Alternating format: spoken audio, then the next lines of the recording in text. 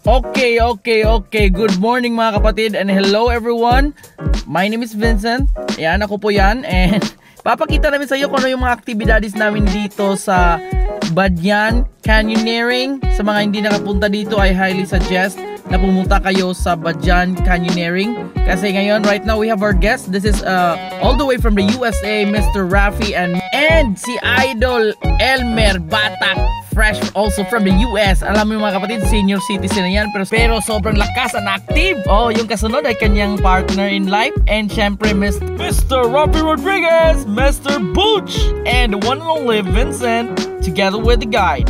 Grabe na pa-English na ako. Anyway kapatid, ipapakita ko sa inyo kung gaano kaganda yung Badyan Mualboal Canyoneering, and also mamaya with the diving with the turtles and the sardines. Sino dito si Rapi? Yan! Oh! Ikaw mauna! Yan!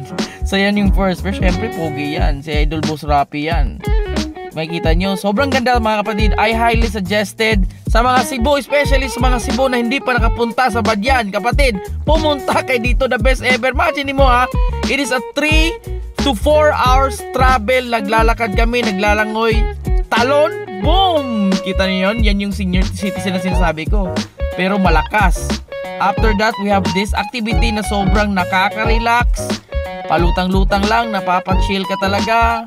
Tama? Pero syempre, ang kagandahan, pag mag-avail ka sa package nila, kompleto po yung assistance. May taga-guide, may taga-camera, may taga-support. Yan, sa slide din. Isa din yan sa slide natin. Napaka the best para ka mag-slide, pero dun ka mag-slide sa rocks together with the falls.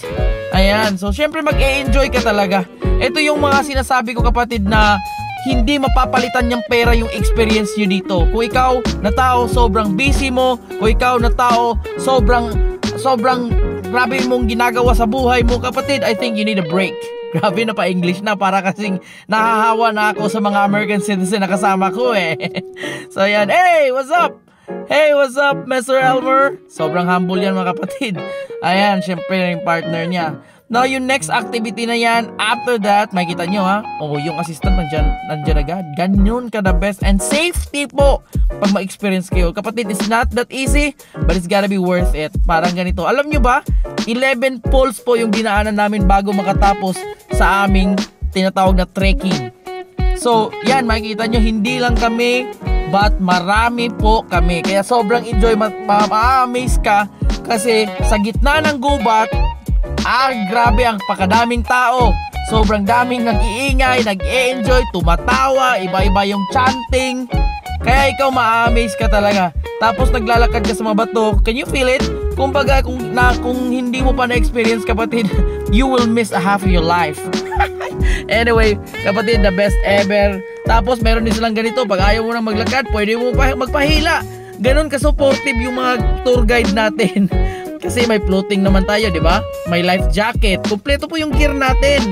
So, pwede ka magpahilaan. Yan yung pinaka-the best. Alam nyo ba yung tubig niyan? Super lamig, kapatid. Yung pagod mo, yung muscle cramps, pain mo, mawawala pag nasa tubig ka na. Grabe, the best. Ayan, tumalo naman si Mr. Rafi kung nakita nyo. Eto, let me talk about this guy whom I met. This is my guest. Super humble. Alam nyo ba, tinatawag niya sarili niya na ordinary small time business daw, pero kung alam nyo lang, 2 building ito sa USA, business owner po ito. Ang dami po itong empleyado, para malaman nyo lang. Pero kung titingnan mo lang, sobrang simple, sobrang hyperactive. At kung ikaw kasama mo siya, grabe, always kang tawa ng tawa kasi enjoy siya kasama. Ganun siya ka-humble. Tama? Ang lakas ng sense of humor, kaya always kang tumatawa. Anyway, napapagulat kami kasi sa gitna ng gubat merong tindahan. Okay, makita nyo sa gitna ng gubat may tindahan. Na-shock kami sa travel naman. Anyway, and eto na naman, another talon. Alam mo kasi sa trekking kasi, kung ikaw sasama ka, tatalon ka talaga kasi walang ibang daanan eh. Pero yung ma-assure namin sa'yo, safe po siya. Yan. Sarap, hindi ka antokin. Ito yung isa sa the best na daanan namin. Isa sa kuweba. Tapos yung tubig na kung makita nyo super blue. Grabe, the best, man. Ganda kapatid. Ma-experience nyo lang. Daan ka sa ilalim ng kuweba, oh. tapos ikaw nakalutang ka, ay grabe, the best ever experience. Di ba, Mr. Butch?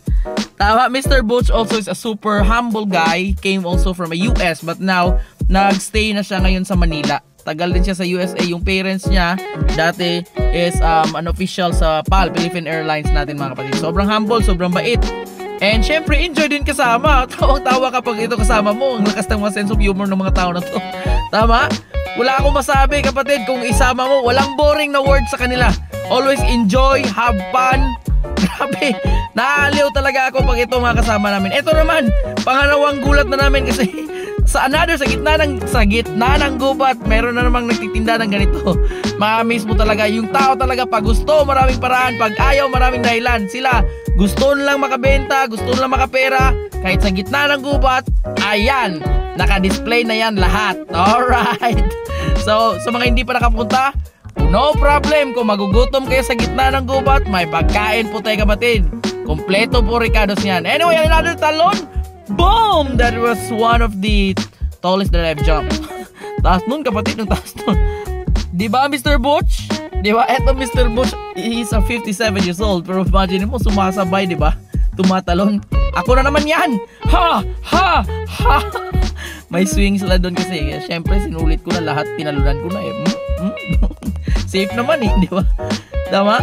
So anyway, sa ito sa mga travel, ito guys, tingnan nyo ito kapatid. Bago matapos yung trail natin, ito yung pinakadulo. So makikita nyo talaga, ang ganda ng view kapatid. Isa yan sa 11 falls na magdaanan mo. And syempre, pwede kang pumunta sa loob talaga ng falls. Tsaka super ganda. Super ganda. Hindi yan edited kapatid. Kung makikita mo, parang nasa swimming pool talaga. Flowing yung water, malinis yung water, fresh water, grabe.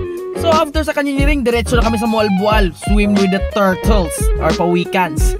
So eto naman, dagat kapatid, ay the best ever kasi hindi malayo from the seashore, nandyan na yung mga turtles kapatid. Hindi ito full grown pero isa ito sa mga pawikan or mga big turtles na nakita namin. So syempre sinabayan namin kasi okay naman, nasabayan mo lang, wag mo lang i-touch. So ganda kapatid, another experience po. Kung ikaw super busy mo, try to award yourself. Bigyan mo ng, I highly suggested you will try this experience in Mualbual. And you can also contact the Prime Cebu Tour Package para makatipid kayo. And syempre, mabuti at mabait na gwapo yung tour guide. Anyway, eto na naman yung US netizen natin, si Mr. Rafi Rodriguez, at may dala siyang parang scooter ng dagat. Napagandang gamitin. Oh, eyes on the turtle, not on the pink ha. On the turtle guys. Kapatid, on the turtle. Anyway, may dala siyang scooter. Ang ganda gamitin. Tama? May switch lang siya. Tatakbo na siya. So hindi ka na mahirapan. Tama? So you can switch. Kung makikita mo, hinahawakan ni sa Rappi. Ayan, yan yung machine na parang ano mo lang, may switch mo lang, tatakbo na yan. Sasakay ka lang. So hihilain ka ng machine na yan. Super ganda kapatid, super ganda. And also, yan, makikita mo, di ba? So, effortless talaga. May enjoy mode, pwede ka sumisid, the best ever. Nandyan din yung 10,000 sardines ng Mualbual. Ay, grabe! The best ever, kapatid. I highly suggest you will visit this package, the tour package of Mualbual, para at least ma-experience nyo. And that's it. I hope na enjoy kayo lahat. Thank you po. To God be the glory.